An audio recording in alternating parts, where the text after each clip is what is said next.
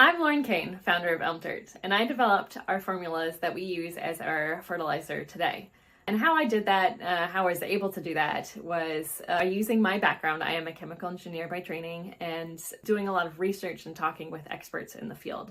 So I did a lot of research into permaculture, into Korean natural farming. I talked with different scientists across the nation. I did a lot of research into emerging science articles. I did research into what historically has worked in the past, what are traditional farming methods that have proven effective. And from there, I was able to do a lot of trial and error, testing out different ingredients, seeing how they work in a manufacturing setting and how well they store in a bottle. Because one of the things that was very important to me was not only having an all-natural, safe formula, that it was effective, but also something that was easy to use. So it had to be something that could be stored on a shelf.